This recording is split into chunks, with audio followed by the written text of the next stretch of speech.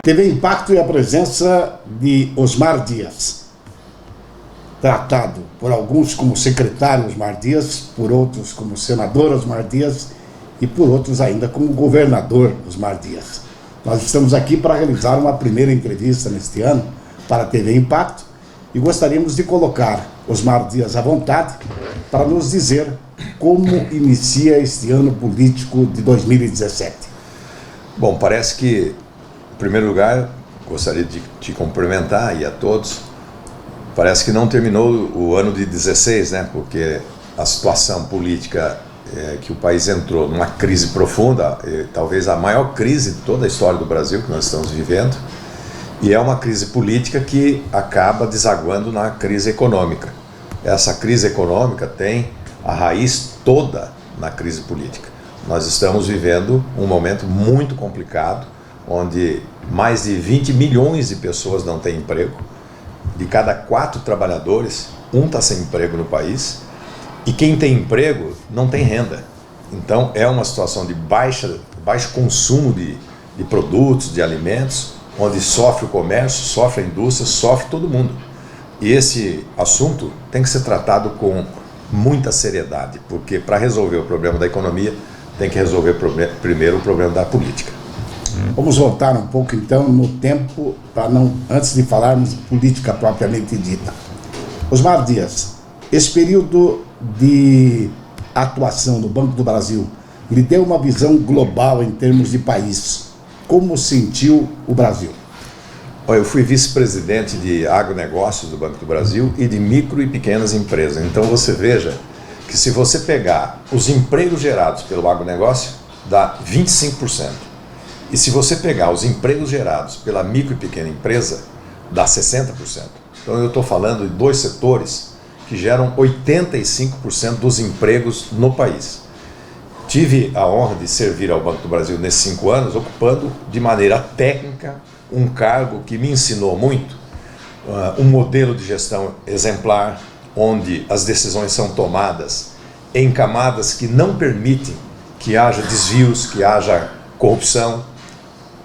É tratado com toda a seriedade cada assunto que chega na mesa de um vice-presidente, já passou por várias instâncias. Isso é um modelo de gestão que eu acredito deveria ser aplicado no poder público, para não permitir que uma pessoa tenha tanto poder de decidir que possa, não sendo honesta, praticar desmandos que são normais na administração pública hoje. Então eu aprendi muito, foram 5 anos de intensa atividade, mas de grande aprendizado para mim no Banco do Brasil. Houve uma desassociação entre o Osmar Dias atuando no banco e o Osmar Dias político? Total, até porque o estatuto do banco, Luiz Fernando, exige isso. Não se pode misturar política com o banco. Isso está no estatuto e estava também na minha consciência. Eu sabia que, ocupando lá um cargo absolutamente técnico, eu deveria atuar dentro da estrita área técnica do banco. Fiz isso. Não gravei nenhum programa de televisão nesse período. As pessoas diziam, mas por que você não quer falar mais sobre política? Porque eu não posso falar sobre política estando no Banco do Brasil. Está certo o banco em ser rigoroso desta forma. Respeitei, fui respeitado e saí de lá assim, com uma admiração muito grande pela instituição e creio que deixei também muitos amigos lá. Estes 6 anos afastado politicamente, entre aspas, lhe deu uma visão diferente do país. Hoje, quando volta, como sente o Brasil da atualidade? Me deu uma visão diferente do país, porque eu viajei o Brasil inteiro, tive essa oportunidade de fazer palestras em vários estados, falando com produtores, falando com empresários, falando com associações e ouvindo, bastante para aprender. E o que eu aprendi é suficiente para eu me sentir agora encorajado, disposto a enfrentar esse desafio que tem político pela frente aqui para as eleições de 2018. Porque eu acredito que no momento em que as instituições estão falidas, sem crédito, sem credibilidade, se as pessoas que têm respeito da população, que têm uma vida séria a apresentar à população, não se apresentarem, vão continuar os picaretas ganhando a eleição. E é por isso que eu estou muito disposto a enfrentar esse desafio, tendo aprendido muito nesse período no Banco do Brasil e tendo olhado para a política como um instrumento que não é esse aí que está sendo praticado, não, onde as pessoas usam o Estado, loteiam o Estado por partidos, nomeiam para se beneficiar dessas nomeações, e esse modelo de política é, na verdade, a nascente de toda a corrupção que existe no Brasil. Ou a gente combate esse tipo de política que está sendo feita de forma equivocada em nosso país, ou não tem jeito. A política precisa mudar, os políticos precisam mudar. Poucos políticos têm um eleitorado próprio. Muitos constroem esse eleitorado baseados num outro universo, inclusive partidário, o que não é o caso de Osmar Dias. Como sentiu esse seu eleitorado em particular, esta sua volta? Bom, eu tenho andado pelo Estado tomando cuidado de me apresentar, né, como sempre fiz, com humildade, respeitando a opinião das pessoas. E eu tenho ouvido o apelo de muita gente para eu voltar principalmente da classe que você se refere, que é dos produtores rurais, os cooperativos, os produtores rurais, que se ressentem de um projeto dentro do Estado que possa fazer aquilo que nós fizemos lá atrás com o Paraná Rural, né? Apoiando a conservação de solos, microbacias, as estradas. Eu ouço muita reclamação de estradas rurais, então os produtores estão precisando de alguém que tenha essa intimidade com o campo, essa relação com o campo. Eles acham que chegou o momento de o Paraná escolher alguém que tenha vocação. Claro que a agricultura é uma parte da população e a gente precisa ouvir toda a população. E eu espero que, ouvindo toda a população, eu tenha lá na frente o apoio, né, dessa população. E eu creio que dos produtores rurais eu posso contar.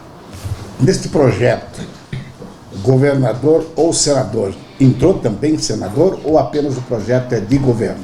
O projeto é de governo, Luiz Fernando, porque eu já fui senador 2 vezes. Fiquei em Brasília 21 anos, contando com 5 anos do Banco do Brasil. E eu me preparei a vida inteira. Eu acho que nesse momento será importante eu colocar propostas, mostrar para o Estado o que eu penso em fazer e aí esperar a decisão da população. Eu costumo dizer que eu perdi 2 eleições, mas não perdi a dignidade. E isso é importante. Eu pretendo me apresentar e se a população desejar a minha volta à política, será como candidato a governador. Estas 2 eleições nos deixa, pelo menos para mim que faço a análise política, a impressão de que não houve uma derrota. Houve um crescimento, inclusive, da sua imagem como político. E essa imagem é fortalecida, inclusive, nessa oportunidade em que sai pré-candidato a governador. Tanto que as pesquisas já mostram o Osmar Dias muito bem situado. Como o senhor recebeu esta situação? Olha, eu fiquei bastante feliz, porque assim, quando você perde uma eleição, você fica desanimado, pensa até em não voltar. Mas depois de olhar o cenário político e ver que talvez eu possa, talvez não, com a certeza que eu posso dar uma contribuição nesse momento de dificuldade, e tendo essa aceitação que você se refere, me animou sim a voltar e apresentar um bom projeto para o Estado.